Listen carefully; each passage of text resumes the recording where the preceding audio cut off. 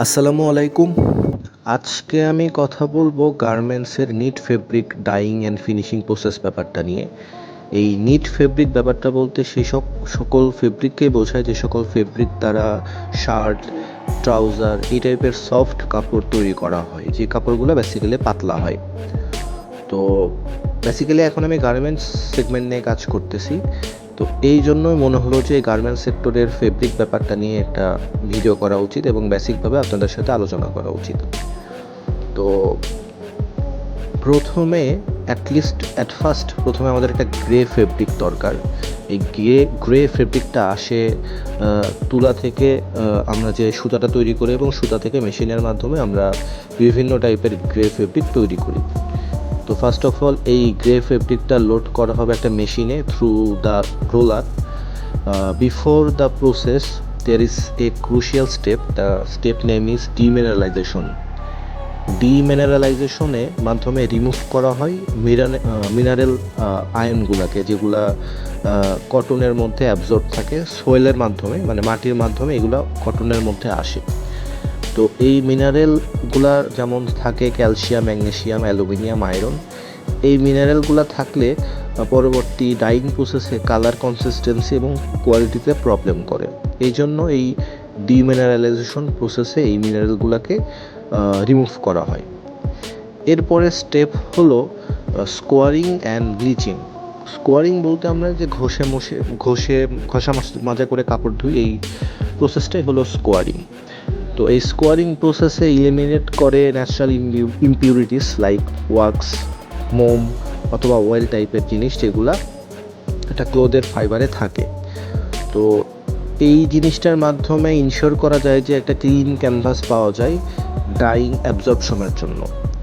এরপর আসে ব্লিচিং প্রসেসটা। এই ব্লিচিং প্রসেসের মাধ্যমে ফার্দার রিমুভ করা হয় ফাইবারে আর কোনো ন্যাচারাল প্রবলেম বা ন্যাচারাল কোনো ইম্পিউরিটিস আছে কি না, এবং এই ব্লিচিং প্রসেসের মাধ্যমে ডাইং প্রসেসে একটা প্রাণবন্ত সুন্দর কালার এবং টেক্সচার পাওয়ার জন্য এই ব্লিচিং প্রসেসটা করা হয়। এরপর যদি আমি অপারেশনে চলে আসি, প্রথমে এই গ্রে ফেব্রিকটাকে ভালোভাবে স্কোয়ারিং এবং ডিমিনারালাইজেশন করার পরে মেশিনে তোলা হয় এবং এটাকে গরম পানির মাধ্যমে গরম করা হয় 40°C তাপমাত্রা পর্যন্ত। এরপর এখানে ডিটারজেন্ট অ্যাড করা হয়। এরপর এখানে উইঙ্কেল রিডিউসিং এজেন্ট অ্যাড করা হয় এবং কিছু ক্লিনার কেমিক্যালসের অ্যাড করা হয়। এই উইঙ্কেল রিডিউসিং এজেন্টের ফলে ক্লোথটা আরও সফট হবে এবং এর মানে এই রিডিউসিং এজেন্টটা সে সকল ক্লোথতেই ইউজ করা হয় যে সকল ক্লোথ মানে শার্ট তৈরি করা হবে, স্যুট তৈরি করা হবে এবং বেডশিট তৈরি করা হবে। এরপর তাপমাত্রাটাকে আস্তে আস্তে ইনক্রিজ করা হয়, যেটা 60° পর্যন্ত ওঠে।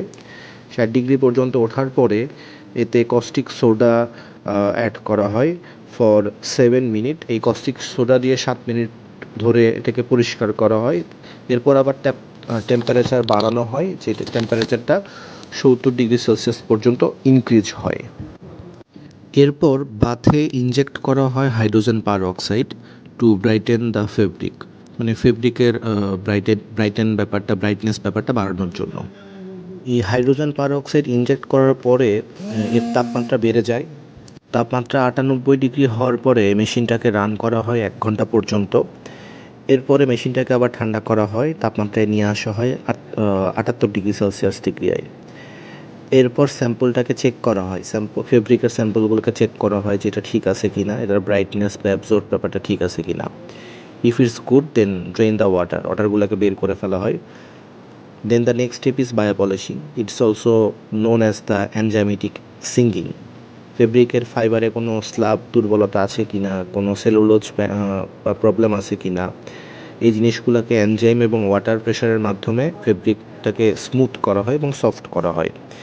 এরপর after the pre treatment process then the machine is fill into hot water এবং টেম্পারেচার হয়ে যায় 80°C। 10 মিনিট ওয়াশ করার পরে রিমেইনিং যে ডাইগুলো বা রঙগুলো আছে এই ডাইগুলোকে পরিষ্কার করা হয়। Then the water is drained and refilled, মানে ওয়াটারগুলোকে বের করে দেওয়ার পরে আবার রিফিল করতে হয়। তো ওয়াটার রিফিল করার পরে অ্যাসিটিক অ্যাসিড অ্যাড করা হয় to neutralise the chemicals followed by the hydrogen peroxide killer. দেন এটার ইফেক্টিভনেস চেক করা হয়। এরপর ফাইনালি যখন ওয়াটারটা আবার ড্রেন করা হয় তখন the machine is undergoes for the final ওয়াশের জন্য মেশিনটা চলে যায়। এরপর pH of the fabric should be checked. পিএইচটা চেক করতে হবে, পিএইচের মান থাকতে হবে 6 থেকে 6.5 পর্যন্ত নিট ফেব্রিকের ক্ষেত্রে। এরপরে নেক্সট স্টেপে লেভেলিং এজেন্ট ইউজ করা হয় বিফোর দ্য ডাইং স্টেপ। এই ডাইং স্টেপটা এই লেভেলিং এজেন্টটা দেওয়া ইম্পর্টেন্ট, কারণ এটা ইনশিওর করে একটা ইউনিফর্ম ডাইং ডিস্ট্রিবিউশনে, যেটা অ্যাবজর্পশন করবে এবং একটা গ্যারান্টি দিবে যে একটা বেটার কালারেশন কনসিস্টেন্সি পাওয়া যাবে অ্যাক্রস দ্য ফেব্রিক অলসো। এরপর এই লেভেলিং এজেন্টটা শেষ হয়ে গেল, এই কমপ্লিট প্রসেসটা শেষ হয়ে গেল। এরপর আসবে time for the main dyeing part নিয়ে এখন আমি কথা বলবো। প্রথমে আমরা সল্ট অ্যাড করব 10 মিনিট ধরে, এরপর মেশিনকে রান করব আবার 10 মিনিট ধরে, এরপর রং অ্যাড করব 30 মিনিট ধরে, এরপর আরও 20 মিনিট ধরে আমরা মেশিনটাকে রান করব। এরপর আমরা চেক করব স্যাম্পলের কালার ঠিক আছে কিনা, যদি এটা ঠিকঠাক লাগে তারপরে তাপমাত্রা বাড়াই দিব 60 ডিগ্রি পর্যন্ত। এরপর আমরা 15 মিনিট ধরে সোডা অ্যাড করব, then run the machine for 15 minutes again. Then বাকি যদি সোডা থাকে বাকি সোডা থাকবে, রিমেইনিং সোডাকে অ্যাড করবো আমরা 20 মিনিট ধরে। এরপর check the sample again and if it's good then drain the bath থেকে সব কিছু নামায় ফেলবো এবং ফাইনালি ফেব্রিক আনলোড করব ফ্রম দ্য মেশিন। তো এই ডাইং প্রসেসটা শেষ হয়ে গেলে ডাইং মেশিন থেকে আমাদেরকে এটাকে ডিওয়াটারিংয়ের জন্য প্রস্তুত করতে হবে। এই ডিওয়াটারিং অ্যান্ড সিটিং প্রসেসটা স্যামলটেনিয়াসলি একযোগে হয়ে থাকে। এরপর রেডি ফর স্টেন্টারিং প্রসেস। আমাদের ফেব্রিকটাকে স্টেন্টারিং মেশিনে নিতে হবে।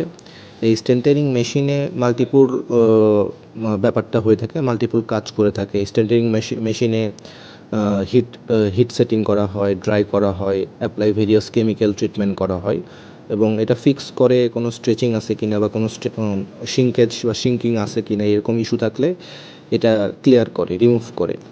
দেন মেনটেন করতে হবে জিএসএম ফর দ্য ফেব্রিক, মানে গ্রাম পার স্কোয়ার মিটার, এইটা মেনটেন আছে কিনা। এরপর বেসিক্যালি আসে লাস্টের দিকের কম্প্যাক্টিং প্রসেসটাকে। এটা একটা crucial process for minimising shrinkage and improving the texture and hand feel. প্রোডাক্টটাকে বা ফেব্রিকটাকে একটা ভালো টেক্সচার এবং একটা হ্যান্ডফিল পাওয়ার জন্য এই কম্প্যাক্টিং প্রসেসটা আসে।